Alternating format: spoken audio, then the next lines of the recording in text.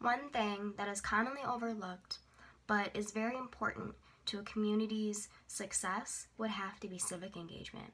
When you think about civic engagement, a lot of times you think about community service type of activities like beach cleanup and picking up trash off the side of the road and returning bottles for school drives, things like that. But it's important to remind yourself that there is a lot of youth that needs to be brought into this civic engagement, and they can be a part of this and make changes that they personally feel needs to be happening in our community. The first way that the youth, or possibly high school students, middle school students, could get involved in would be a club sport. Club sports are brought on by students normally. Sometimes they can be brought on by teachers, but these club sports are basically things that aren't necessarily counted as a school sport, but students can still gather and be a part of the school. For example, a lot of schools have snowboarding clubs or ski clubs. And these clubs a lot of times will meet a couple days a week and do whatever sport they're going to do. But these students can go and they can try and make these club sports an actual varsity sport. And this can be great for schools because it can lead to a lot of fundraising and things like that that can really help the school function and really be involved in our community. Another thing that students can be a part of would be school board meetings.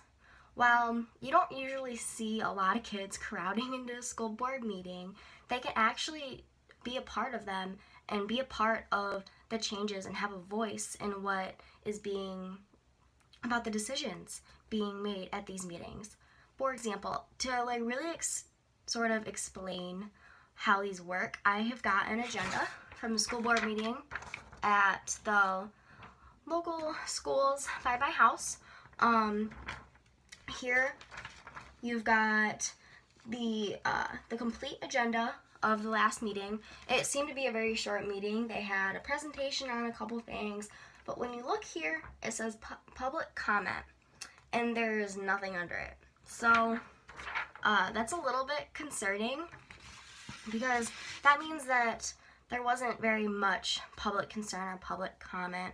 And in order for students to be engaged, they need to be going to these meetings and talking about the things that need to be changed and things that they think are going to be best for schools. The third way that students can get involved through civic engagement would be through social media. Social media can be a positive thing and a negative thing. One negative thing is that there can be a lot of arguing.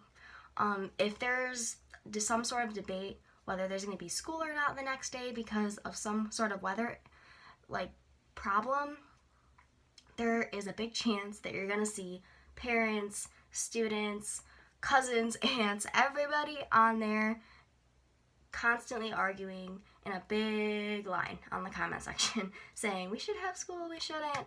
And that would be one negative way that you would just see social media being involved with the school's decisions. But it can be used in a positive way.